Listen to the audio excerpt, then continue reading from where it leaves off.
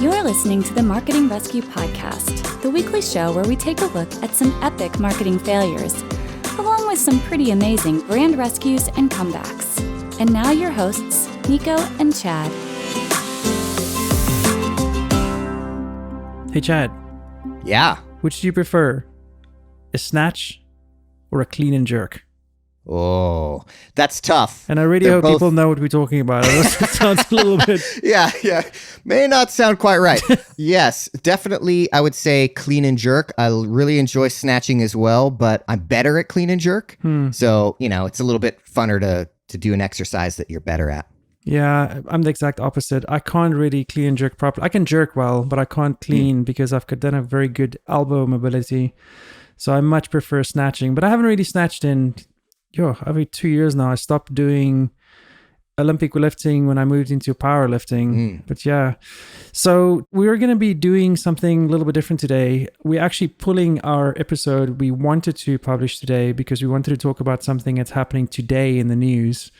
So it's going to be a little bit of a different episode, but we wanted to talk about CrossFit and what's happening in CrossFit, something that it's a really interesting story. And both Chad and I, we've been doing CrossFit for many years. I actually stopped about a year ago just to focus on weightlifting, but we both were in the cult for a long time.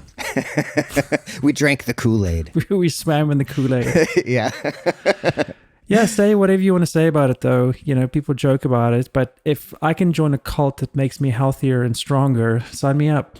Yeah. And I think that's one of the big appeals about CrossFit and why it's grown so quickly is because it really teaches you things that you can do to make your life better. Like one of the main things that they talk about is nutrition in addition to exercise. Very famous quote from Greg Glassman, who's the founder of CrossFit. He says, "Eat meat and vegetables, nuts and seeds, some fruit, little starch, and no sugar." Yeah, like a handful of each or something like that, as far as I remember. Yeah, so he's basically saying keep your nutrition good and in check, eat real food, and try to get some exercise. And that's a great message for everyone, right? Yeah, and it's so interesting. For years, I've been wanting to check it out because I love the competitive nature, a little bit what I've heard about it. But I have feet issues in both my feet. I've got Morton's neuroma and plantar fasciitis and just lots of other stuff. So I was always very hesitant to join. But when I did, I was so surprised that they customize all the different workouts around any issue you might have.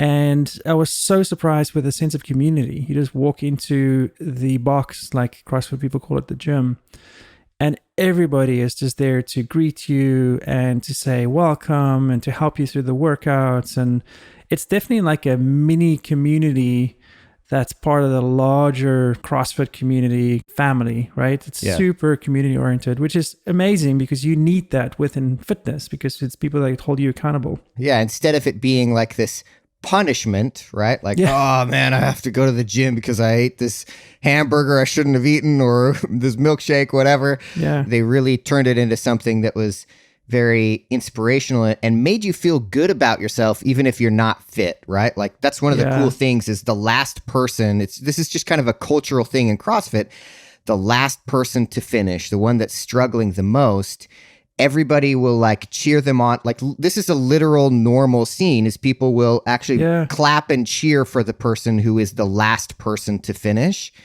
And it just makes you feel great. Yeah, I remember you and I did a competition once up in LA or north of LA. It was just that. Remember that people that finished last on the competition floor, everybody would like cheer for them, and it didn't matter that people cheering fast. Right? Yeah. Well, because we were the last people finishing. That's what I mean.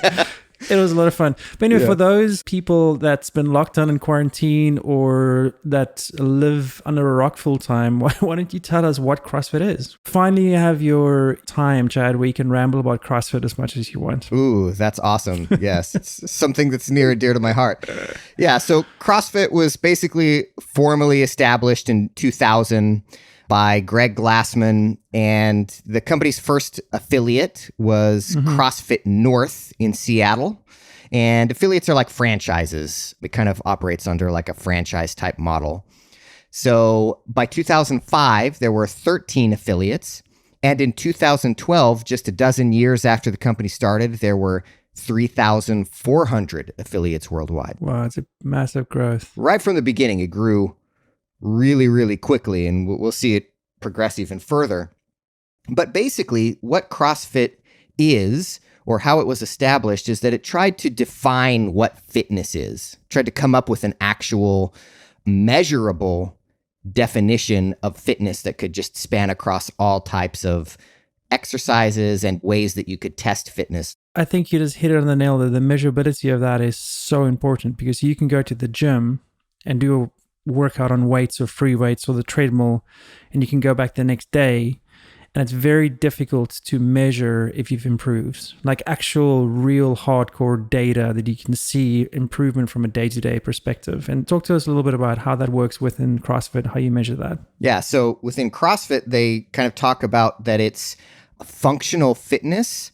And so they kind of define that as constantly varied functional movements performed at high intensity. And the purpose of that is that it allows you to be prepared for any type of situation where fitness might be needed. Yep. So they talk about it crossing like a broad range from short kind of immediate bursts of dynamic explosiveness to long endurance, and having what they call general physical preparedness across that entire spectrum. Yeah, the functional fitness is what appeals to a lot of people, because all the movements that you do is things that you do on a day-to-day basis. It's picking up your children. I mean, a burpee is literally getting off from lying on the floor after you broke your hip, right? Yeah. Yeah, exactly. People embrace the suck, like they say, because they learn to get better. Yeah, so looking at the numbers of CrossFit, it's super interesting. The demographic of the people doing it, the biggest age group, about 40% of the participants are between 25 and 34, 15% between 35 and 44, and the rest kind of like evenly distributed. It's male and female, exactly 50%, 50%. And I think that's important to note, because CrossFit is all about being inclusive. And we'll talk a little bit about the irony of saying that. We were just beating that up before we started recording. But from a female perspective, they get paid the same amount of money as the men. On the surface, it's a super equal organization, not just from who works at CrossFit HQ, but also from the participants, the people that actually do the sport. Their income, average income, is $150,000, which is very, very high compared to the national average. 59% of all CrossFitters have children, which is also really interesting. 86% of all CrossFitters are white, they're Caucasian. And that's not very inclusive, right? And I think that is very telling on the leadership and the way they've built the company, because that's kind of like what sparked this whole thing that we're going to talk about today. And then 40% of all CrossFitters have a postgraduate degree. So educated, high-end, high-income, family, white. Yes. Very inclusive. And that's kind of the very strange contradiction that when you walk into a box, it doesn't matter what ethnicity, what background. Yeah, but you were a white guy walking into a box. That's true, but so think about if you were a black guy walking into a box and you were the only black guy there. Your box that had a lot of people, I think there are 2,000 or 3,000 people. How many black people were there? Probably 4. Well, very inclusive. Well, and I think that one of the biggest problems with that is just financially. Yeah, it's really expensive. It's very expensive, and so that's a problem. The lack of accessibility is a big problem that CrossFit has never really been able to address. I remember once reading an article about why CrossFit is so expensive. And you think of like a normal gym membership that you go to 24 Hour Fitness or whatever. You pay your $80 a month, and then most people go to the gym something ridiculous like once a month or once a quarter, like the average gym goer. So if you take that money that they spend on facilitating the fitness user coming into the gym and what they pay compared to CrossFit, where you pay $150 a month, but the average CrossFitter goes to the box 5 days a week. So if you do an apples to apples comparison, it is actually not that expensive. It's actually very cheap, considering how often people go and the level of coaching and the level of participation that they have. Yep. So how big is CrossFit for the people that don't know? It's like, is this like $1 million company? Is this a $100,000 company? Well, CrossFit has been all over the news this last week, and part of that is because of the size. Yeah. It's become a massive organization, about $4 billion a year. Yeah, see, I don't think people realize how big CrossFit is. Yeah. To be honest, when I went to A-Box the first time 4 or 5 years ago, I didn't even know CrossFit was a company. I thought CrossFit was like yoga. Do you know what I mean? Like you go walk into Right. a yoga studio. There's not a Yoga Inc. somewhere owned by somebody. And I just thought CrossFit was a functional fitness and a way of doing movements. And I didn't even know that it was an actual company. You know what I mean? Like a company owned and founded by somebody. Right. Yeah, they've done a really good job of leveraging experience as a method to drive organic growth for a brand, a corporate brand. And it's grown so well that there's now 15,000 locations across 162 countries, or there were 15,000 affiliates across 162 countries. And they do a really good job in protecting their brand, the name CrossFit. Yes, they have been super protective and very litigious from day one about protecting the brand, suing anybody who kind of comes at them and says that the sport is dangerous or can injure people. They're very, very careful with how they've crafted their perception. There's a really cool article on Inc.com, and it's called "Do Not Cross CrossFit," and they talk about just that. And just one quote from it. Let me just find it here. It says, "CrossFit now has 7 lawyers on staff, and at any given time engaging 20 to 30 outside law firms to pursue trademark infringement cases." Wow. Crazy, right? That's a lot of activity for a fitness company. Yeah. So if we think of like, how did they get this big? I mean, how did they grow from one affiliate doing a small little workout in somebody's garage to a $4 billion company? Yeah, well, part of it was really just utilizing that kind of franchise model. And then also they have built a really interesting community in that it's not only just regular fitness, they've also turned it into a competition. Yeah. And so everything about CrossFit is competing against yourself as well as competing against everyone else in your CrossFit gym and in the broader CrossFit community. And so they've organized this thing called the CrossFit Games, where everybody around the world can come and compete. And they have a CrossFit Open where anybody can register and compete in the Open. And if you... Like $25. Yes, yeah, exactly. It's very low cost of entry. And if you do well enough, you get automatic entry into the CrossFit Games, which has become this really big event. It's like the Olympics of fitness. Yeah. And they crown a fittest on earth across a bunch of different categories. It's like it's really taken fitness and gamified it. Yeah, and then also created stars within the fitness community. Yeah.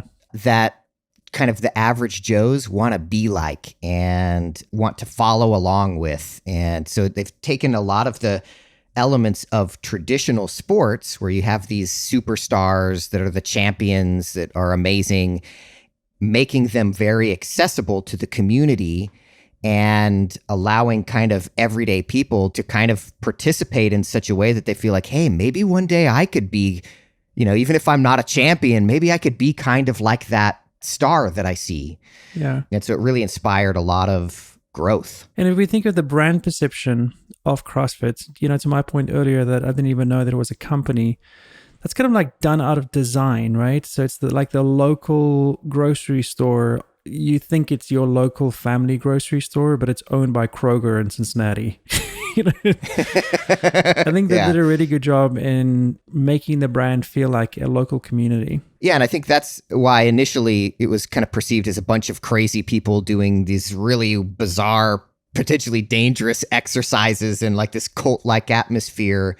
But they've really, as you've mentioned, tried to craft the perception. They've really improved the quality of coaching and the level of certification and training that it takes to become a CrossFit coach. And the way that they bring beginners in is much more careful and methodic now to prevent injuries. And it's very, very thoughtful.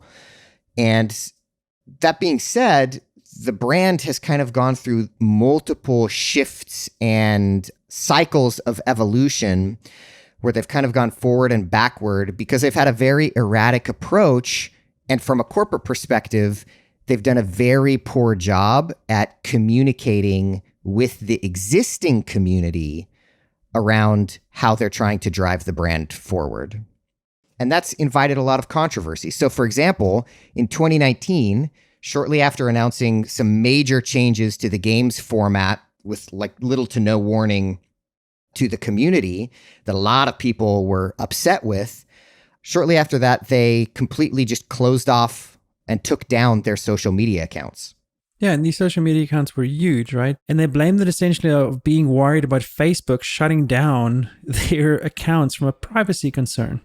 So literally, Greg, the CEO and founder, he got annoyed with the possibility of Facebook controlling their brand. So he wanted to change it. They wouldn't change it because they're not going to, just change their policies for one person. So he just shut everything down. And if you think about it, that was him, Greg, that had an issue with a Facebook policy, but every single person in CrossFit had to pay the price for it. And that's kind of like the root of what we're talking about here today.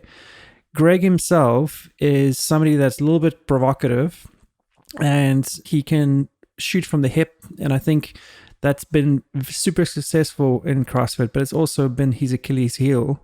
For him just to shut down CrossFit on all social media platforms made the people that love the sport suffer because they couldn't get content from headquarters and from the CrossFit Games. And that's just, in a way, selfish. And you mentioned it earlier, most big companies have boards as like a safety net for rogue CEOs. And CrossFit, it doesn't exist there. It's Greg and it's Greg. And yes. I think we have now seen finally it caught up with him, but shutting down the social media in 2019 was like the beginning of the end. So let's get into the meat of what's really bringing us here today to talk about. Yeah, so a while back, there were a few different quotes from him where he, first of all, was calling the whole COVID-19 thing a overdramatic hoax. And it's not worth putting people in quarantine. The mental damage that we're doing on people by locking them up through a stay-at-home order is worse than exposing them to the virus. And this caused a lot of different people to be upset because the whole premise of CrossFit is built on science and it's built on fitness. And that was kind of like disengaged with a lot of the, as we just discussed, higher educated, higher income individuals that didn't agree with that. So I think that was like the beginning where people started to see a crack in Greg. And this was recently, right? This is like 2 months ago.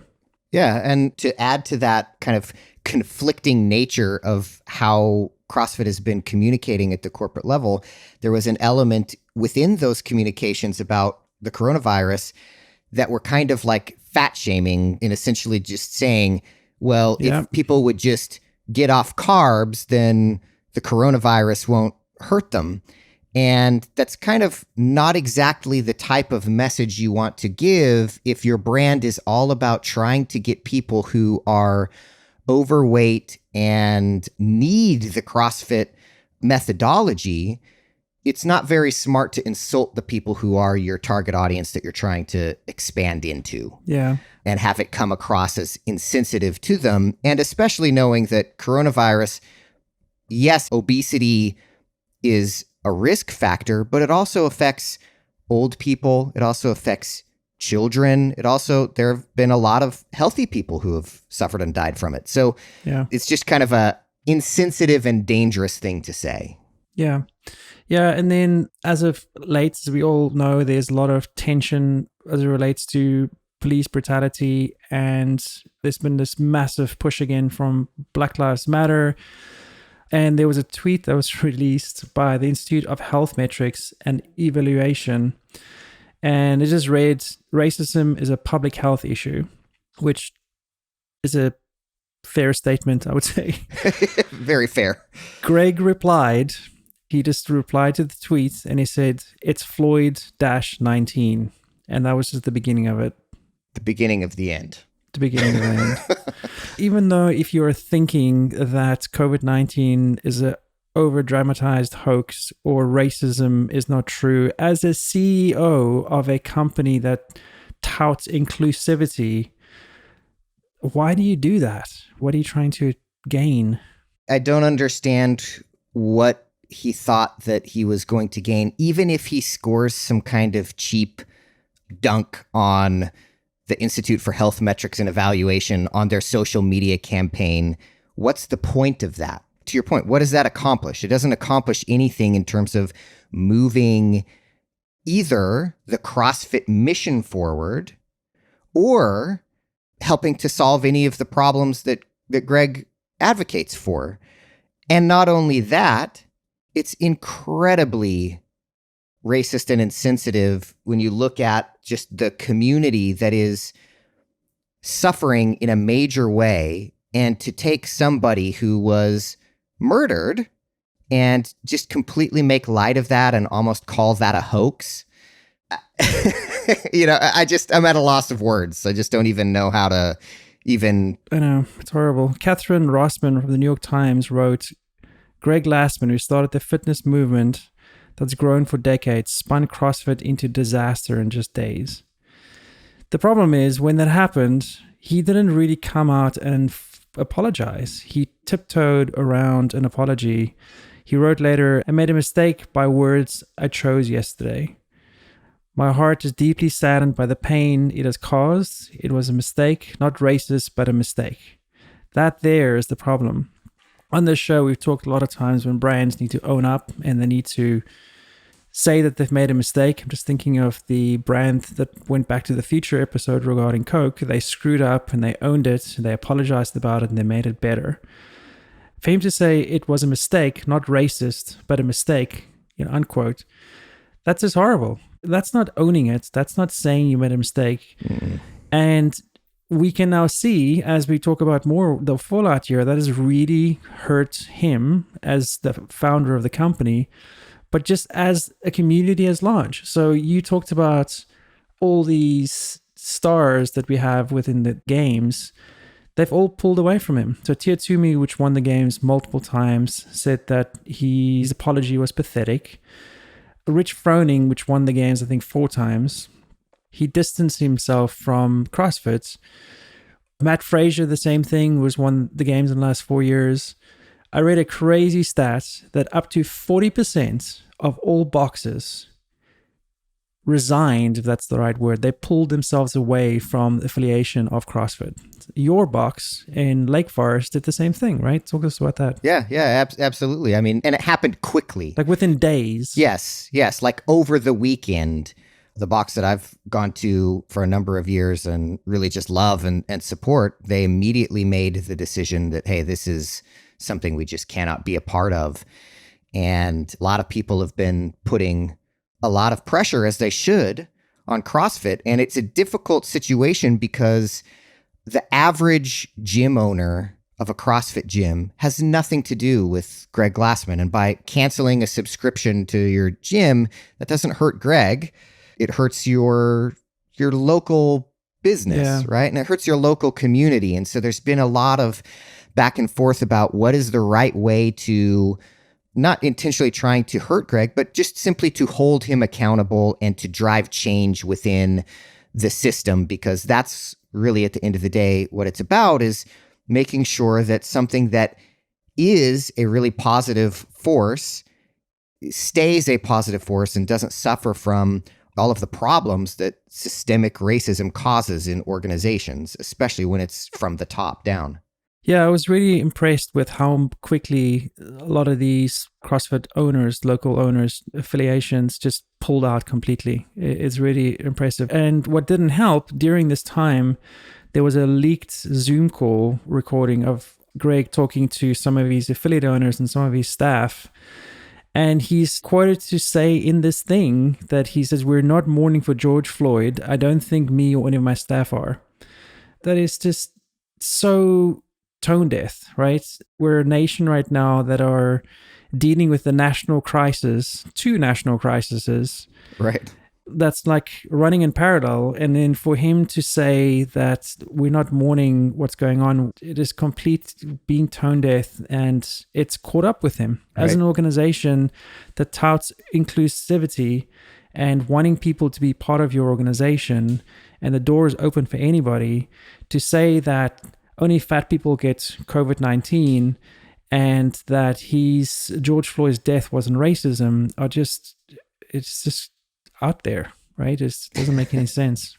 So I think there's a lot of lessons to be learned here as the CrossFit community is trying to make sense of all of this. And there's been a change in leadership now that some people don't feel great about kind of what the next step is from a leadership perspective either, since Greg was essentially forced to resign. He stepped down. Yeah. He called it retiring. But as of right now, he still owns 100% of the company. So yes, he's stepped down as the active CEO, but what does that really mean? He still controls the company and can direct it. Yeah, he still owns it. Yeah. That's what I'm curious to see with what's going to happen in the future. If even though they put a new CEO on the helm of the ship, it's still his ship. So all the money that affiliates are paying, that's $3,000 per year, that gets paid to Greg, if people are going to distance themselves further with just the brand CrossFit. I mean, I wouldn't want to be associated with this personally. Exactly. They just haven't really, to what we've seen so far, in the initial issue, the initial sets of apologies and attempts at damage control just completely fell short. And to this date, what they've done so far hasn't really made a big difference. There haven't been these really strong statements coming out about how they're going to change it or what they're going to do to change and how they're going to make sure that they don't have the wrong influences creeping into CrossFit. There's been this very generic, general statements that don't really address anything head on or specifically. And I think that's a big thing that we talk about a lot, is addressing things head on and not skirting around things, because people can notice when things are not authentic. Yeah, so Dave Castro, who previously had the director of CrossFit Games role, so he was the guy that designed a lot of the workouts that you see at the CrossFit Games. He was quoted to say, "Our shared bond brings together millions of people with differing opinions, viewpoints, and experiences. Friction is inevitable." That in itself, to me, is just wrong. This is not friction. It's just being racist. Right. Anyway, common grounds, mutual respect, and fellowship must all be inevitable.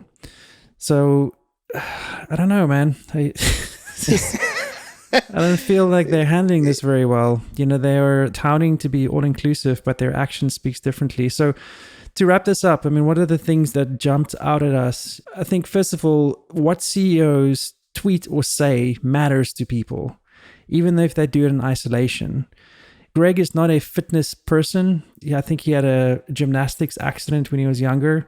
So if you look at him, he doesn't embody CrossFit, right? He doesn't look like this CrossFit athlete, but he is CrossFit, right? So people associate him with CrossFit. So what CEOs tweet and say really matters. Don't allow your brand to be just one single person that they can hijack. And that's exactly what happened over here. We've got a $4 billion company without a board and one rogue CEO. Be consistent and transparent in your communication. Like, we've seen so many different conflicting where what CrossFit HQ, the brand, stands for, and then what Greg says or tweets are not aligned. Right. And I think that's what's created a lot of this rift, right? Because if it's his company, he's got to embody what CrossFit is all about. And then lastly, from my point of view, is like, look at contradictions in your brand and actively work on solving them. I felt that this whole thing could have been resolved so quickly, but the reason why it can't be resolved so quickly is because of the DNA of Greg, right? This is who he really is. And I think he's hid it for long enough. And at some point, his true colors are going to come forward. And now it did. And now everybody's distancing themselves from him and the brand. Right. And I think just as a marketing organization, you have to have a very high degree of self-awareness. right? Like you got to understand how other people perceive you and why that matters. And it's not to say that brands should just pander to the court of public opinion, but at the end of the day, you need to understand what your values are, how you're going to communicate those consistently, how you're perceived, and be aware of the gaps between what you think you are and what you really are, so that you can work on those gaps and try to close those, not only from just a messaging perspective externally, but really internally in terms of how you actualize your brand and bring it forward. So you also have to consider the opinions of not just your existing target audience, who may not be maybe quite as offended, even though we saw the vast majority of the CrossFit community was very offended through this process and has taken swift action. But you also have to think about who you're trying to reach next, who your target customer is versus your existing customer. And CrossFit had been on this really big push over the last few years to expand both globally and ethnically. They changed the games from being a kind of a US event to a global event where they crowned champions from 162 countries and had those champions come to the CrossFit Games and compete. So they'd really been trying to broaden and expand their base.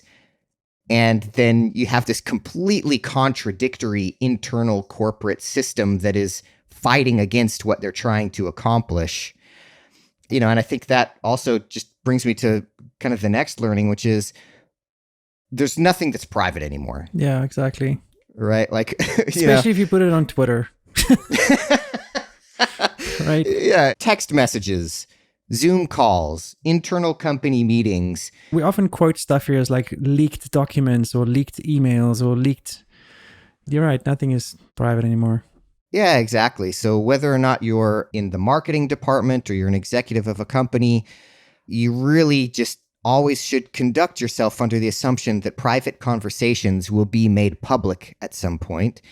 And I think that's just in general a good rule of thumb for just how to be as a person, for consistency of just who you are as a person, and making sure that you're living your life that's consistent with your values, whatever those values are.